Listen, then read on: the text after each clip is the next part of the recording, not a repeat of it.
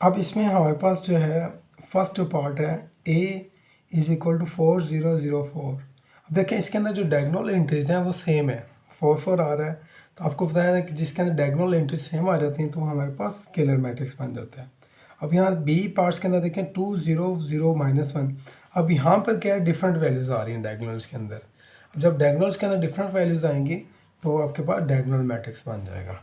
सी में देखें अब सी पार्ट के अंदर आपके पास है आइडेंटिटी वैल्यूज़ आ रही है, 1 1 आ रहा है। तो जब आपके पास 1 1 वैल्यूज़ आ जाएगी तो ये हमारे पास यूनिट मैट्रिक्स बन जाएगा, या आप इसको आइडेंटिटी मैट्रिक्स भी बोल सकते हैं। ये आपके पास यूनिट मैट्रिक्स है। क्यों? अगर आप इसके डायगोनल्स के अंदर सिमिलर वैल्यूज़ होंगे, एक जैसी वैल्यूज़ आ जाएं, सारी एक जैसी वैल्यूज़ आ जाएं तो स्केलर मैट्रिक्स बन जाता है। अगर अगर 1 1 आ जाएगा तो वही स्केलर मैट्रिक्स आपका क्या बन जाएगा, आइडेंटिटी मैट्रिक्स बन जाएगा या यूनिट मैट्रिक्स बन जाएगा। अगर वही 1 1 की जगह डिफरेंट वैल्यूज़ आ जाएंगी, 1 2 आ जाए, 1 0 आ जाए, कोई भी अदर वैल्यूज़ आ जाए तो वो कन्वर्ट हो जाएंगे डायगोनल मैट्रिक्स के अंदर। ठीक है, तो अब एक चीज़ ध्यान में रखना है कि जितने भी स्केलर्स और आइडेंटिटी मैट्रिक्स होते हैं ये सारे डायगोनल मैट्रिक्स होते हैं, लेकिन एवरी डायगोनल मैट्रिक्स जो है वो स्केलर्स या हम उन्हें आइडेंटिटी मैट्रिक्स नहीं बोल सकते। आई रिपीट इट कि हर एक स्केलर और हर एक आइडेंटिटी मैट्रिक्स क्या होता है, एक डायगोनल मैट्रिक्स होता है। ठीक है, लेकिन आइडेंटिटी जो मैट्रिक्स है वो हर आइडेंटिटी मैट्रिक्स जो है या हर डायगोनल मैट्रिक्स जो है वो स्केलर और आइडेंटिटी मैट्रिक्स नहीं होता। ये पॉइंट आपने ध्यान में रखना। अब देखें इसमें देखें हम डायगोनल एंट्रीज आपने देखनी जस्ट। अब डायगोनल एंट्रीज के अंदर 3 0 पड़ा हुआ है, डिफरेंट आ रहे हैं तो आपके पास ये डायगोनल मैट्रिक्स हो जाएगा। ये हमारे पास कौन सा मैट्रिक्स है, डायगोनल मैट्रिक्स बन जाएगा। इसके बाद आपके पास है 5 -2 0 5 -3 0 0 1 + 1। देखिए अगर आप इसको सिंप्लीफाई कर लें तो 5 -3 आपके पास 2 बनता है, 0 0 1 + 1 2 बनता है। अब यहाँ देखें डायगोनल एंट्रीज के आपके पास बन गई है, सिमिलर बन गई है। जब आपका डायगोनल एंट्रीज सिमिलर हो जाएगी तो इसको हम स्केलर मैट्रिक्स कह सकते हैं। तो ये हमारे पास कौन सा मैट्रिक्स है, ये आपका स्केलर मैट्रिक्स है। ठीक है, ये हमारे पास क्वेश्चन नंबर 3 कंप्लीट हो गया। अब क्वेश्चन नंबर 4 हमने करना है। क्वेश्चन नंबर 4 वेरी इंपॉर्टेंट और क्वेश्चन है ये इनमें से आपके पास कोई भी एक या दो पार्ट्स होते हैं वो लाजमी आपके पास पेपर्स के अंदर पूछे जाते हैं और शॉर्ट क्वेश्चंस के अंदर, तो लाजमी इनमें आपको अच्छे समझना है। अब यहाँ देखें हमें कहा गया है कि find negative of matrix a b c and d. अब देखिए फाइंड नेगेटिव मैट्रिक्स हम क्या करेंगे, find negative matrix of a b c and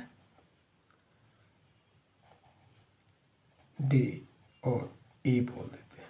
ठीक है, वैन अगर जब होंगे तो देखें आप सबसे पहले देखें ए मैट्रिक्स आपके पास दिया गया है 1 0 -1।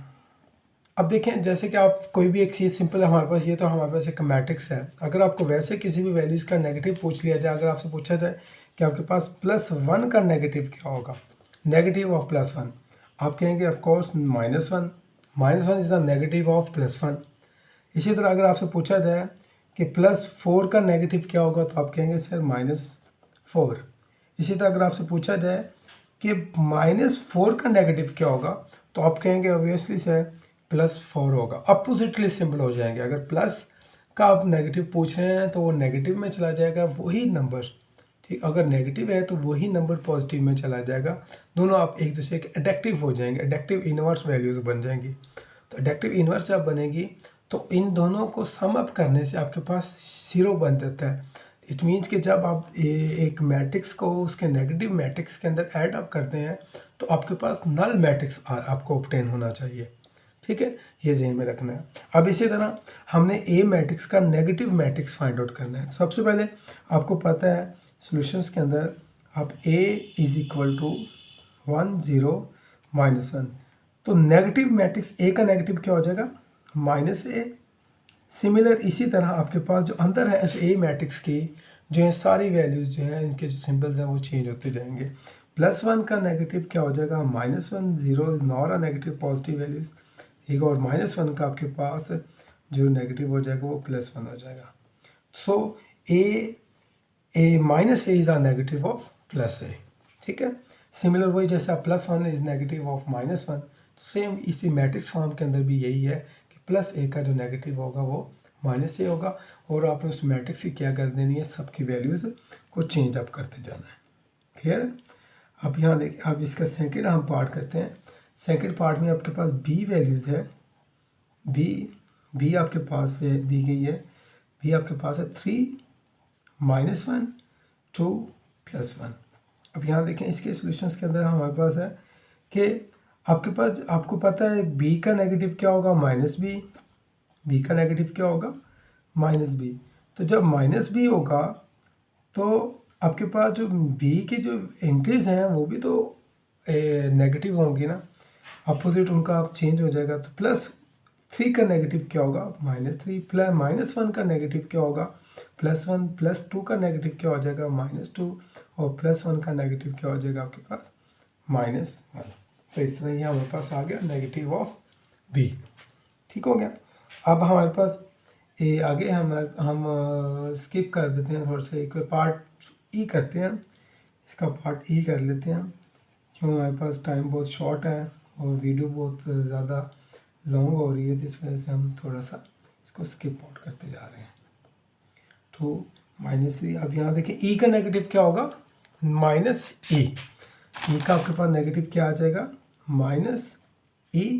जब -e आ जाएगा तो आपके पास इन वैल्यूज़ के आप सिंबल चेंज करते जाएं। +1 का नेगेटिव क्या आ जाएगा, -1, -5 का नेगेटिव क्या आ जाएगा, +5, +2 का नेगेटिव आ जाएगा -2, और +3 का नेगेटिव आ जाएगा -3। सो -e is a negative of +a, ठीक है। या आप दूसरे लफ्ज़ में आप कह सकते हैं कि आप उसी मैट्रिक्स को या उसी वैल्यू को नेगेटिव से मल्टीप्लाई कर दें तो आपको उसका नेगेटिव हासिल हो जाएगा, ठीक है। अगर आप उसी वैल्यूज़ को या उसी नंबर्स को या उस मैट्रिक्स को आप माइनस से मल्टीप्लाई कर दें तो आपके पास उसका नेगेटिव हासिल हो जाएगा। अब आगे हमने एक क्वेश्चन नंबर 5 में क्या करना है, find transpose of each of the following matrix. हमने इस तमाम मैट्रिक्स का क्या करना है, ट्रांसपोज फाइंड आउट करना है। अब ट्रांसपोज क्या होता है, ट्रांसपोज भी हम टाइप्स ऑफ मैट्रिक्स के अंदर डिस्कस कर चुके हैं कि ऐसा मैट्रिक्स जिसके हमने रोज़ को इंटरचेंज कर दें कॉलम के साथ, तो जो आपके पास मैट्रिक्स ऑब्टेन हो जाएगा वो ट्रांसपोज ऑफ मैट्रिक्स होगा प्रीवियस मैट्रिक्स का, ठीक है। जिस मैट्रिक्स के आप रोज़ को इंटरचेंज कर रहे हैं कॉलम्स में, तो जो आपके पास मैट्रिक्स हासिल हो जाएगा वो ट्रांसपोज ऑफ मैट्रिक्स होगा। जैसे इसका हम यहाँ पर पार्ट कर लेते हैं ए। तो ए का अगर आपको ट्रांसपोज मालूम करना है, देखें हम यहाँ पर जो आपके पास फर्स्ट रोज़ के अंदर 0 आ रहा है, सेकंड रोज़ के अंदर आपके पास 1 आ रहा है, और थर्ड रो के अंदर आपके पास -2 आ रहा है। तो इट मीन्स कि आपके पास यहाँ पर बेसिकली एक कॉलम मैट्रिक्स है। तो जब आप कॉलम मैट्रिक्स आप इसका ट्रांसपोज लेंगे तो एक कॉलम मैट्रिक्स जो है वो एक रो मैट्रिक्स बन जाएगा। वैसे देखें आप ट्रांसपोज को हमेशा आप छोटा सा आप ऊपर टी करके लिख दें, या आप सी करके लिख दें, सी लिख दें या टी लिख दें, तो इन दोनों का जो मीनिंग है वो सेम ही है। सी लिखें या टी लिखें आपकी अपनी मर्ज़ी है। तो यहाँ पर ट्रांसपोज क्या बन जाएगा, आपको जो रोज़ है वो चेंज हो जाएगी कॉलम्स के अंदर। अब यहाँ देखें 0, 1 एंड 2। तो हमारे पास पहले आपके पास क्या आ रहे थे कि फर्स्ट सेकंड रोज़ के अंदर आ रहा था 1, और 2 आ रहा था आपका, -2 आ रहा था थर्ड रो के अंदर। अब यहाँ पर हमारे पास है जो +1 है ये सेकंड कॉलम में आ रहा है, और -2 जो है आपके पास वो थर्ड कॉलम के अंदर आ गए, इंटरचेंज हो गई हैं वैल्यूज़। तो यही हमारे पास क्या है, ट्रांसपोज ऑफ मैट्रिक्स। अब आपके पास यहाँ पर हम इसका पार्ट कर लेते हैं सी। अब सी पार्ट में देखें क्या है, क्योंकि जो बी पार्ट और ए पार्ट जो सिमिलर है, बी पार्ट में रो मैट्रिक्स है, जब रो मैट्रिक्स का आप ट्रांसपोज लेंगे तो एक कॉलम मैट्रिक्स बन जाएगा, ठीक है। सी में आपके पास एक रेक्टेंगुलर मैट्रिक्स दिया गया है, क्योंकि नंबर्स ऑफ रोज और नंबर्स ऑफ कॉलम इसमें आप इक्वल्स नहीं है। तो यहाँ देखें आपके पास देखिए फर्स्ट रोज आपके पास है 1, 2। जब हम इसका ट्रांसपोज लेंगे, आप देखिए ट्रांसपोज इसका आप लें, तो जब आपका ट्रांसपोज लेंगे आपने जस्ट क्या करना है, रोज़ चेंज इनटू कॉलम। आपकी जो रोज़ है वो कॉलम में चेंज हो जाएगी। इसी तरह आप सेकंड रोज आपके पास पड़ी हुई है 2-1, तो 2-1 आपका सेकंड कॉलम में चला जाएगा। और थर्ड आपके पास रोज पड़ी है 3-0, तो 3-0 आपके पास थर्ड कॉलम बन जाएगी। ठीक है, तो यह हमारे पास जो मैट्रिक्स आपको ऑब्टेन हो जाएगा, ये कॉलम मैट्रिक्स आपका, सॉरी ट्रांसपोज ऑफ मैट्रिक्स होगा उस मैट्रिक्स का, प्रीवियस मैट्रिक्स का। क्लियर है?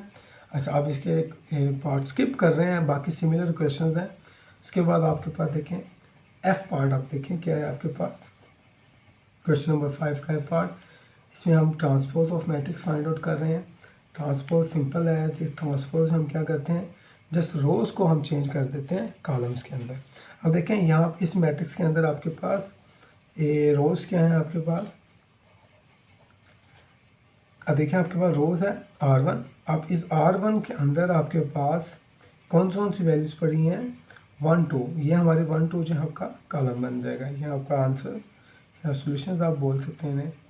तो ये आपके R2 है, R2 आपके पास C2 बन जाएगी, सेकंड कॉलम बन जाएगा।